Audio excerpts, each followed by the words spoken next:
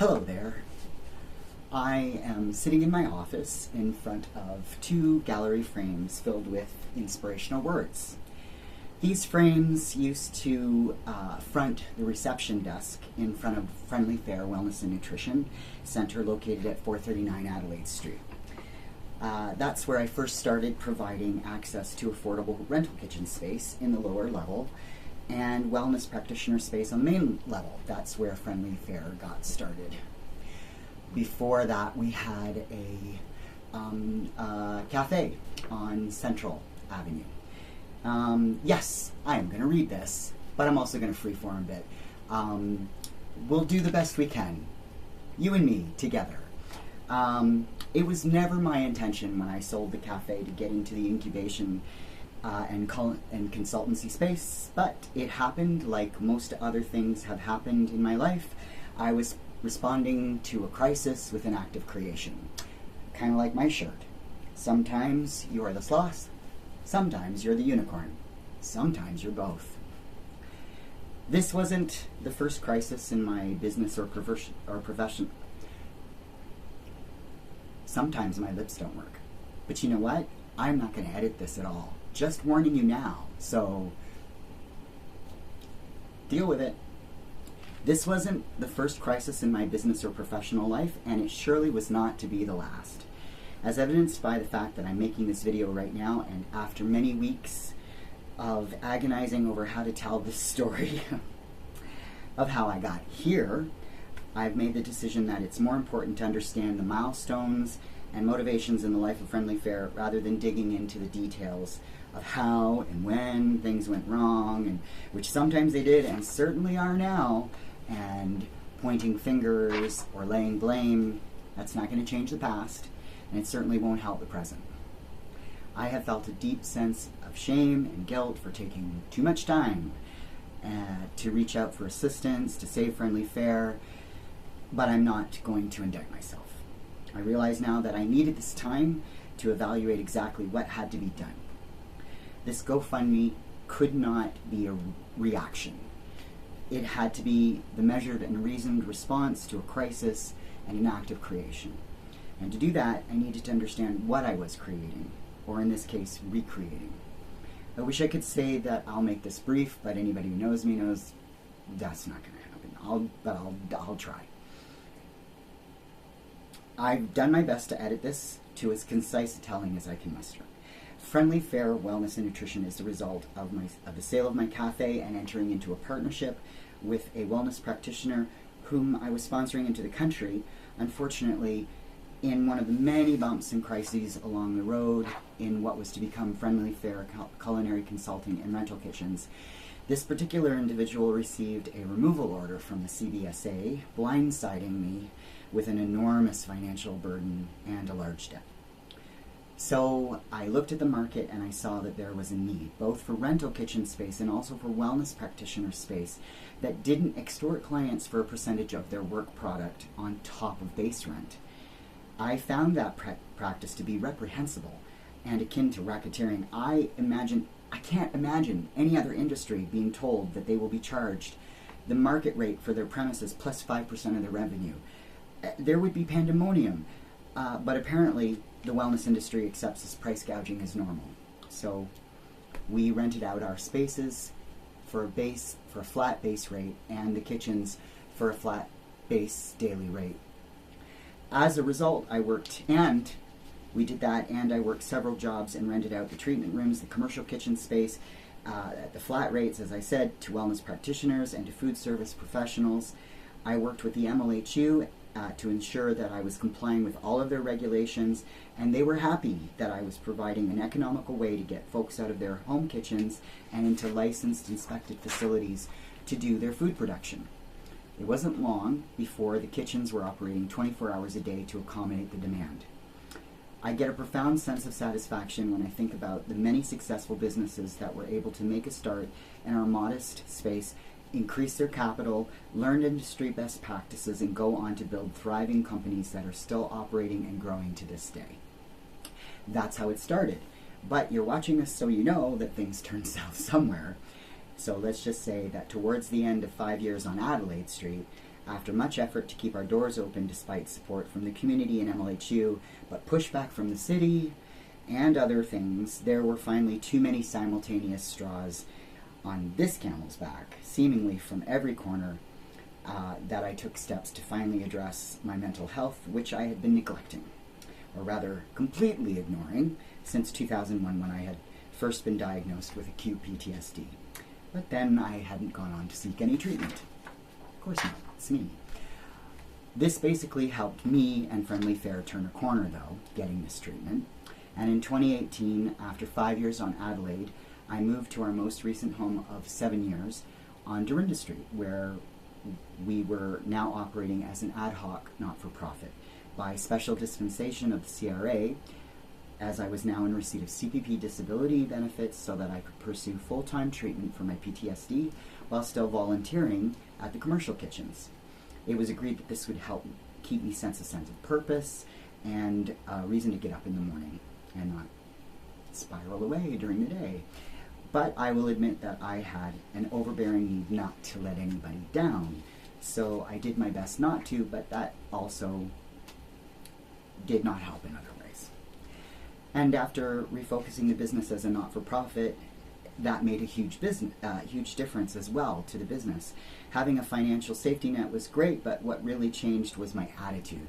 I didn't stop caring about what people thought about me for the most part, but I felt it was profoundly important that when germane to the conversation, I would not hesitate to confidently yet casually express that Friendly Fare is a not-for-profit because I'm on CPP disability benefits while I attend to my mental health, and I had developed a philosophy of normalization and acceptance. I believed that this authenticity was the sea change that led to the continuous growth of the next several years as clients responded enthusiastically to this philosophy. When I became willing to communicate my own vulnerabilities with humor and without shame, it encouraged others to do the same. For the most part, folks using our facilities often commented on how warm and welcoming it was and the sense of camaraderie and community. We always had many folks from many cultures and countries, but after 2018, the kitchens grew into something akin to a culinary United Nations, which filled my heart with joy as the kitchens filled the air with amazing smells, sweet and savory, from all over the world. That said, I'm sure you're thinking, or not, if everything was going so well, why do you have 12 kitchens worth of equipment and supplies sitting in storage lockers, eating up nearly $700 per month in rental fees? Ow.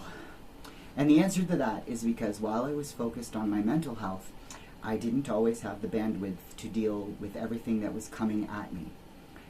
And there was a lot coming at me, all at once, and toward the end of 2022.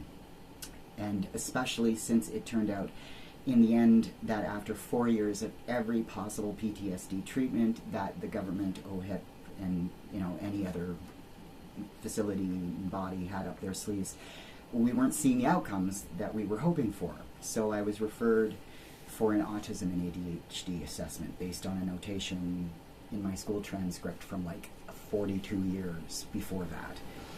And in March 2023, the day after my 55th birthday, yes, I'm that old, and I feel it, with a diagnosis of autism, ADHD, and CPTSD, I realized that I had to make a radical mental reset because the narrative I had lived by and and I've got, welcome to my words, this is my life. The narrative that I had lived with for why I was flaky and glitchy, which you just enjoyed there, for most of my life was never the whole answer. But in true Squirrel moments and fashion, I wasn't going to give myself the space to explore that, as 2 days later, I was opening the newest expansion dedicated to my mom, whom I'd had just lost the previous November, and without whose love and support and personal and financial,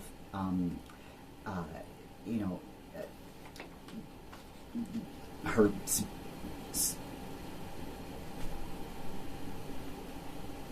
this is what I deal with. Words go, they're gone.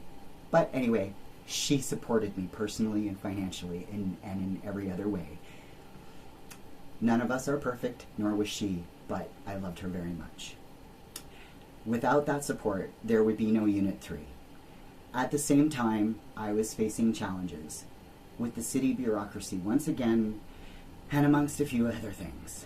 Yet despite my last addition and expansion seeming to go reasonably well, I was being pressured against my better judgment by that builder and some clients who wanted more space, and they were pressuring me into letting the landlord finance an additional immediate expansion into 2 more adjacent units.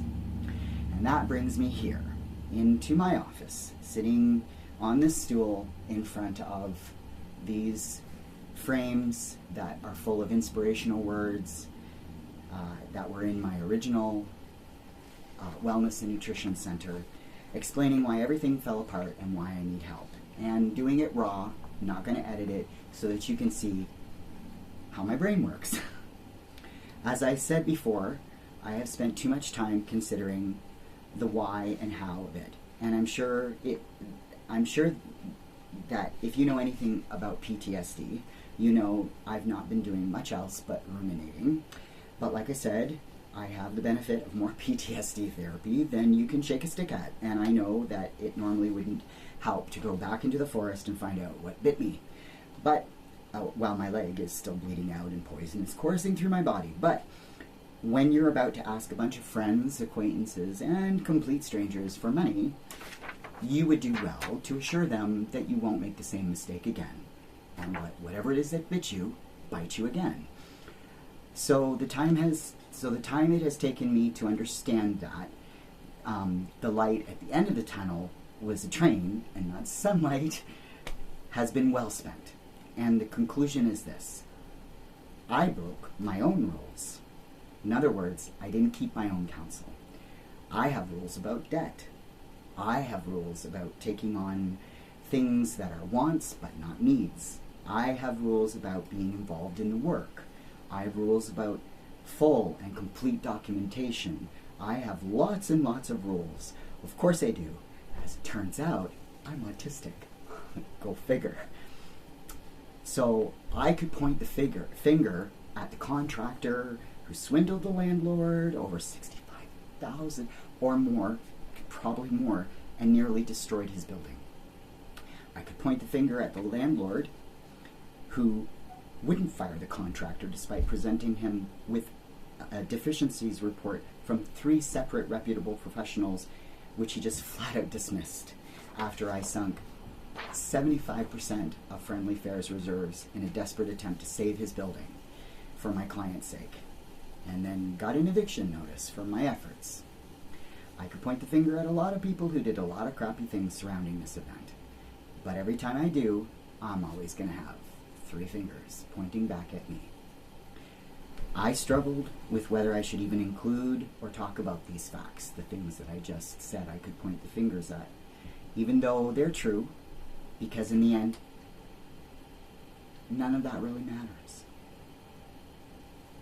Yes, the situation makes me mad, sad, mad, very emotional. In this world full of injustice, narcissism and greed, it might rightly make you mad too. But I just can't point the finger at other people taking advantage and claim, poor me, it's not my fault. Because that grossly mischaracterizes and oversimplifies all the events and everyone involved. If you've read the GoFundMe campaign overview, you will know that I have clearly stated that I forgive the landlord, and they do. What he did wasn't right. But I'm not going to diminish myself by carrying a burden of grievance with me everywhere. I'm of a mind that if I had just taken the time to decompress myself from everything that had happened in my life after that 4-month window between my mom passing, the Unit 3 addition opening, and my ADHD diagnosis, I probably wouldn't need to be making this video. It's a sad, bittersweet, and ironic truth. But if I'm really honest, I'm pretty sure if I had stopped and asked somebody qualified for help and counsel then, I probably wouldn't need to ask for help now. I've always been able to pretty much do anything I put my mind to. But in this case, history has already proven that I couldn't just brute force myself into mental health. Despite my false assurances to myself that now I had the answers and I would be able to figure it out on my own, getting a diagnosis is not the conclusion to the mental health journey. It's the beginning. I knew I was struggling and I knew I needed help, but instead of seeking professional help, I just kept leaning on the advice of friends and family who were just as overwhelmed as I was.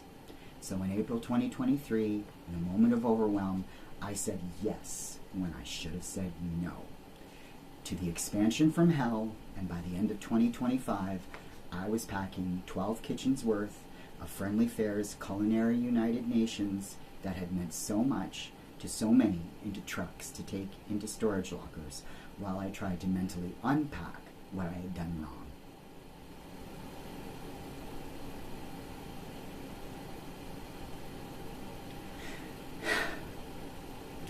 The good news is that I have done and am continuing to do the work that I should have done back in April 2023.